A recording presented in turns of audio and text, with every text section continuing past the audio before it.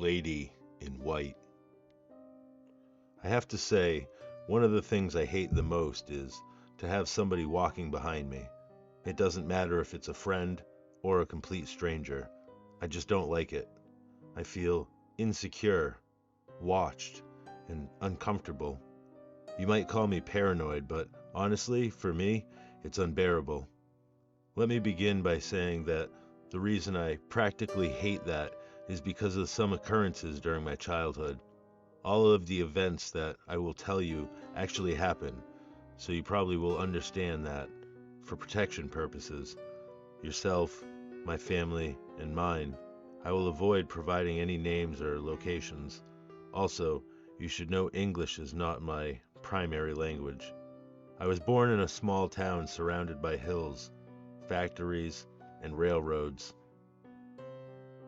Its weather was mostly dominated by rain, hail, and snow, and its streets were poorly adapted to handle such drastic climatic changes.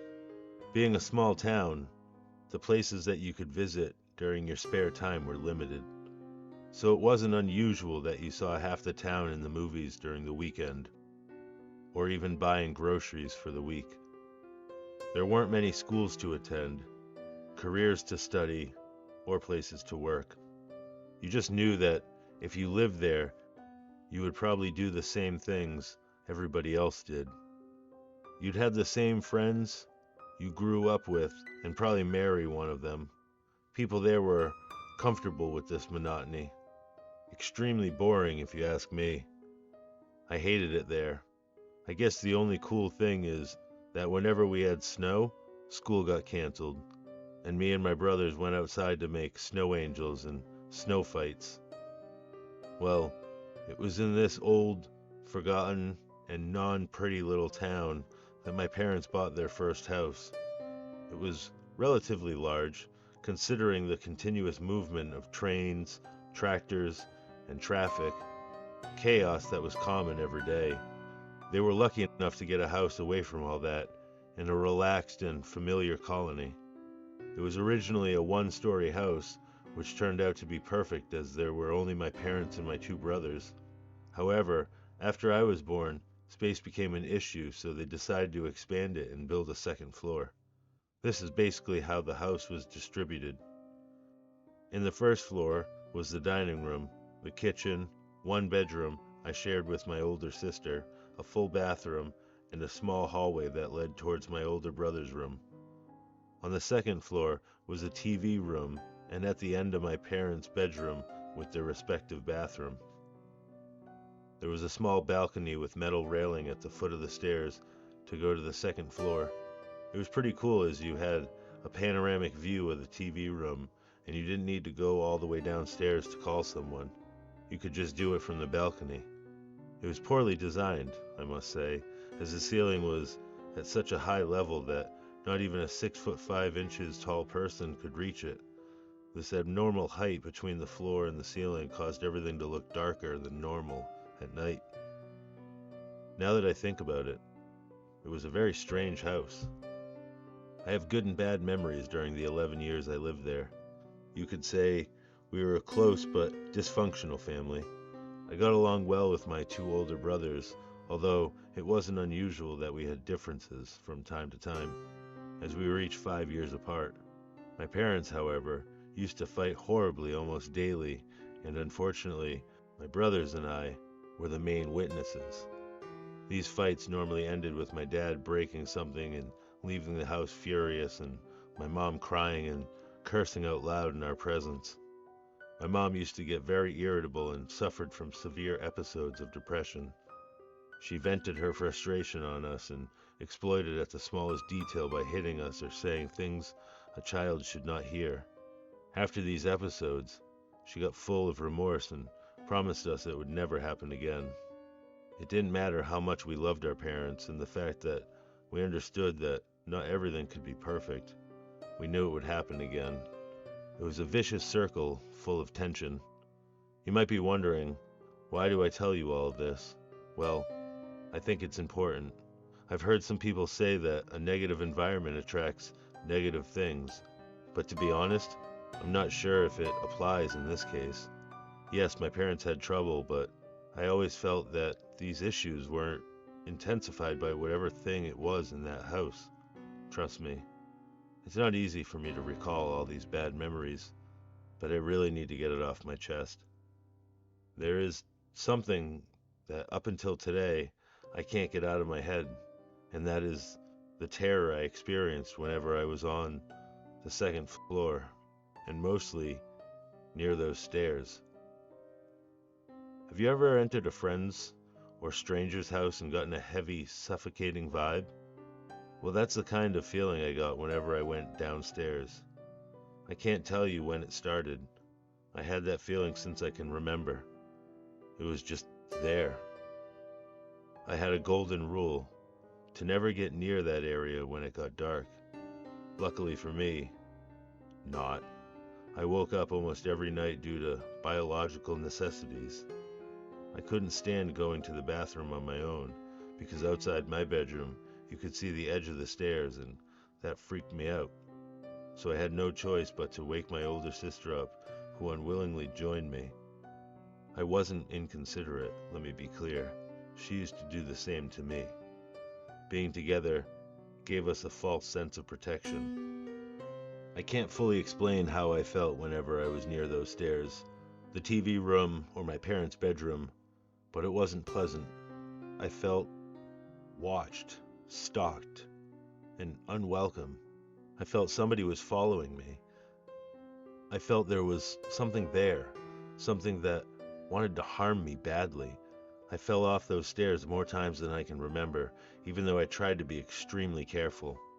I can't find a rational explanation for those occurrences. I remember this one time, my sister and I prepared a puppet show in the balcony. It was my mom's birthday and we wanted to surprise her, so we basically covered up the balcony and its metal railing with a thick blanket. We got two small plastic chairs and sat down while we extended our arms so you could only see the puppets from the other side. I was in the middle of the balcony when suddenly I felt my chair was being pushed to the edge. I freaked out, but before I could react, the chair reached the edge and slipped, making me fall off the stairs and hurting my coccyx badly. My mother blamed my sister, but I knew she wasn't guilty. When I tried to explain what had happened, my mom told me to stop trying to defend her by making stuff up and telling me I had an overactive imagination. I wasn't lying. Something had pushed me and it wasn't my sister. I had nightmares almost every night.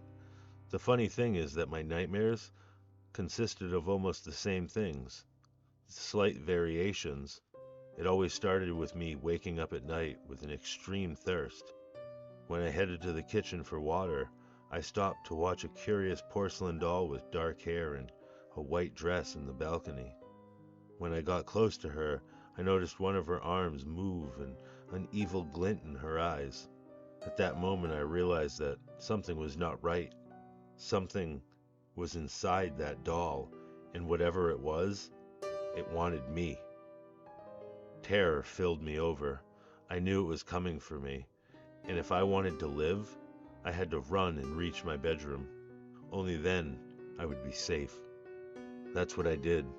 I ran desperately, but I couldn't run fast, as my legs did not respond like they were supposed to. Some nights I reached my bedroom and I was safe. It couldn't touch me, but most times it reached me, dragging me downstairs and tearing me into pieces. Every night I woke up drenched in sweat and full of tears. It was horrible. I wasn't the only one that felt something was wrong. My brother had a lot of problems sleeping, and he told us that night after night he could hear someone playing the piano on the second floor. We didn't even have a piano, and our house was far away from the rest, so we could not hear our neighbors, and let's be honest, that didn't make any sense. My sister could not stand being downstairs when it was dark either, and even less in my parents' bedroom. She claimed that she heard strange noises or had the light suddenly turn off by itself, and my mom, who was religious in almost an extreme level, decided that the best thing to do was find a priest so he could bless the house, and so he did, but that didn't stop it. Strangely, I remember we mentioned all of these things between us in a vague manner, but we never questioned why these happened. We didn't like to talk about it much. In my case, I thought the less we spoke of the matter in its entirety, the better. I didn't like thinking about it and pretended everything was okay, but it was not.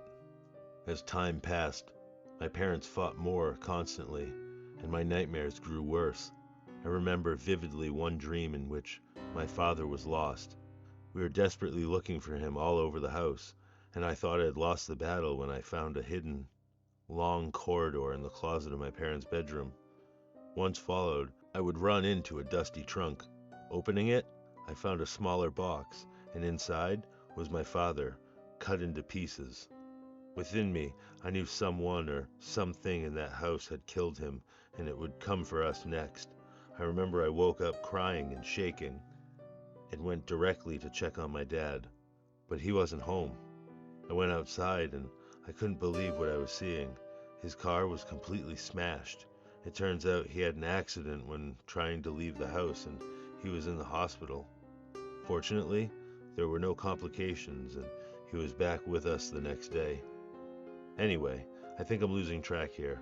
My point is, there was definitely something in that house, something I can't quite explain, something evil, and it was clear that it didn't want us there. There were so many things that happened in that house. Many of them scared the hell out of me.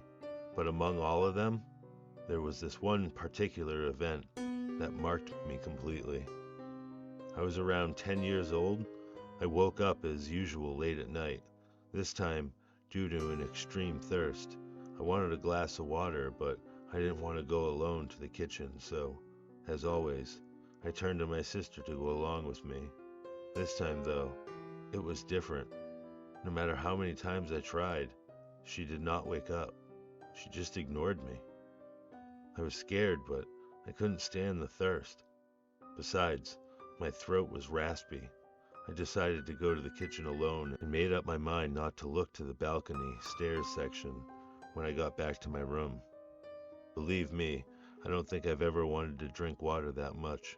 I took the biggest cup I could find, filled it all the way to the top, and drank it all almost in a single gulp. I then headed back to my room, but once I reached the hallway, I stood still as an eerie feeling overtook me. I could clearly feel someone watching me from behind. I remained still for a few seconds before turning around slowly to meet the balcony. Everything was dark, so I couldn't see very well, but I had the impression that someone was standing at the foot of the stairs. I was paralyzed, and I had to be hallucinating. But how could I? I was definitely wide awake, so I had to make sure. With all my willpower, I moved a little closer to the stairs. I turned pale. It was not my imagination. Somebody was standing there. I froze. I could not move. I started having problems breathing. It was a woman. Her skin was pale, grayish. She had long, dark hair and had a long white dress. She looked like the doll of my nightmares. She was staring right at me. Her eyes were white in their entirety. She was sort of grinning. I could not believe, nor did I want to believe, what I was seeing. That moment for me seemed eternal. Before I could find out what to do, she contorted in a fast and horrible way. Her right arm went disjointed and I heard bones creak. As soon as this happened, I ran as fast as I could back to my bedroom, slammed the door and took my hand to my chest as I felt my heart was about to explode. I started crying hysterically, made sure the door was closed and got into my bed. I kept on looking at the door, fearing it would burst open and thinking she was coming for me. But nothing happened, at least for a few minutes. I kept on staring towards the door, when suddenly, to my horror, I heard the knob move and slowly the door opening slowly. I couldn't stop crying, terrified, but I didn't dare to scream, move, or say a word. However, no woman entered. Nobody accessed my room. I just waited, scared shitless, but nothing happened. I couldn't sleep all night. I wanted to, but couldn't tell my mom. I knew that she would say that I was just making it up, that I had an overactive imagination. I couldn't tell my sister. I didn't want to scare her. She was afraid enough already. I wanted to, but I didn't tell anyone, and I kept it all to myself. I did not understand. I tried to deny that it ever happened, but I couldn't stop thinking about it.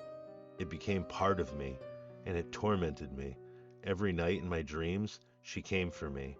She tortured me and laughed at my suffering.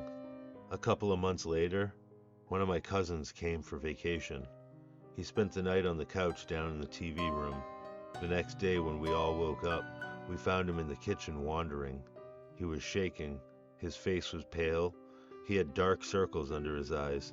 It was obvious he did not sleep. When we asked him what happened and heard his reply, I felt like I was going to pass out. "There was a woman standing on the stairs," was all he managed to say. After a while, when he was calmed, he described to us in full detail the same woman I saw months before. I knew then I wasn't losing my mind. She was real, but I never understood. We moved from that house and left the city a year later, not because of this, but due to my dad's job. Unfortunately, my brother did not. He spent 6 more years living there on his own while he finished his university and settled down with his girlfriend. He lived there until he couldn't stand it anymore.